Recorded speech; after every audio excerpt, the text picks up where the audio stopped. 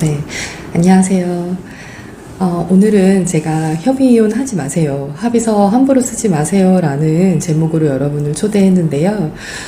이혼을 결심하셨는데 어떤 방법으로 해야 할지 고민하시는 분들께서 보시면 좋을 것 같아요. 아주 기본적인 내용이지만 이혼하는 방법에는 협의이혼과 조정이혼, 재판상 이혼 이렇게 세 가지가 있죠. 이 중 조정이혼과 재판상 이혼은 변호사를 선임한다는 전제 하에 변호사 선임을 위한 비용도 나가야 되고 법원의 진행 속도에 맞춰서 재판이 진행된다는 점에서 시간도 상당히 많이 걸리는 그런 절차예요. 그런데 저는 그렇게 생각합니다. 인간사 모든 시간과 비용, 노력이 투입된 만큼의 탄탄한 결과가 나온다고 생각하거든요. 자, 협의이혼은 변호사도 필요 없고 부부가 이혼 신청을 하시고 숙려기간 지난 후에 법원에 가서 이혼 의사 확인 받으시면은 이혼이 성립되는 비교적 간편한 이혼 절차죠. 이게 조정이혼이든 재판상 이혼이든 사실 소송이혼으로 권유해 드린다는 게 어떻게 보면은 또 변호사 장사 속처럼 보일 수 있을까봐 좀 조심스럽기도 하고요. 그런데 사실 그대로를 말씀드릴 테니까 본인의 상황에 적절한 방법을 선택하시면 될 것 같습니다. 일단 협의이혼을 하시라고 권해드릴 수 있는 케이스는 대표적으로 주고받을 돈이 없을 때예요. 위자료든 재산분할이든 지급하거나 지급받을 금원이 없는 경우라면, 단순하게 정말 순수하게 서류상 이혼만 하면 되는 경우라면 협의이혼을 진행하시는 것이 가장 좋겠죠. 금전 지급하거나 받을 경우가 아닌데 굳이 시간과 비용을 많이 들여서 소송으로 진행하실 필요는 없습니다. 그런데 조금이라도 위자료나 재산분할 청구의 여지가 있다면 이 경우는 소송상 이혼을 진지하게 고려해 보셔야 돼요. 이 부분이 바로 협의이혼의 맹점인데요. 예를 들어서 그냥 구두로만 위자료 또는 재산분할로 5천만 원을 주겠다라고 합의를 하고 협의이혼 신청을 하셨는데 상대방이 그 5천만 원을 완전히 지급하지 않는다라고 한다면 어차피 소송을 제기를 하셔야 돼요. 또는 5천만 원 주기로 하는 합의서를 작성을 했는데도 합의서까지 있는데도 안 준다고 그래도 소송을 제기하셔야 됩니다.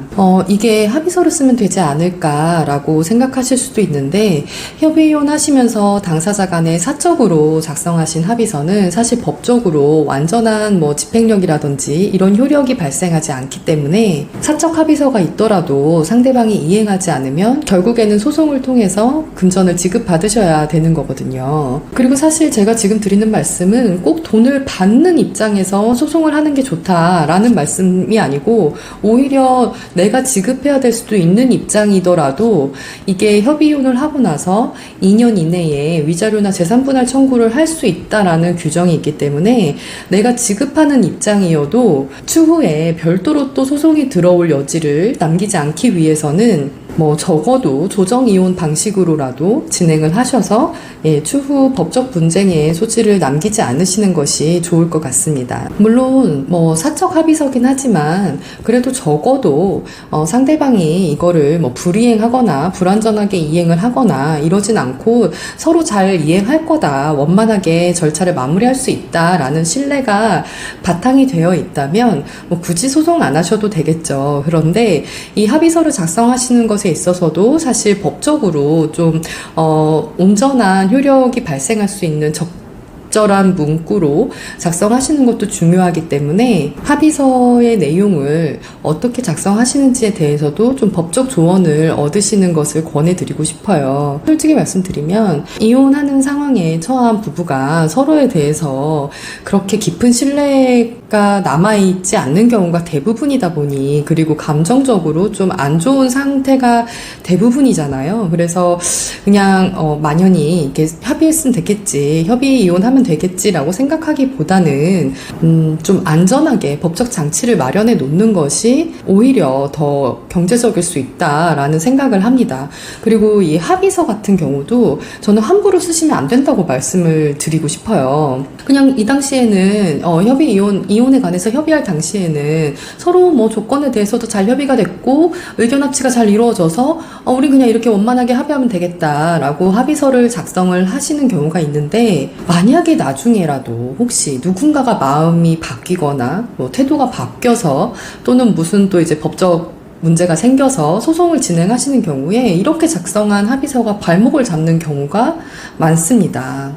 양육 부분을 제가 예로 들어보면요. 상대방과 협의도 잘 됐고, 비교적 다 원만하게 협의가 됐고, 이행도 서로 잘 할 거라고 믿었기 때문에 그냥 합의서를 쓰면서 그리고 여러 가지 현실적인 문제를 고려해서 양육권을 포기하는 것으로 합의서를 작성을 했는데 그 이후에 상대방의 태도가 달라졌다든지 면접교섭을 원만하게 이행해 줄 것 같지 않는 태도를 보인다든지 여러 가지 사정으로 나도 이제 마음이 바뀐 거죠.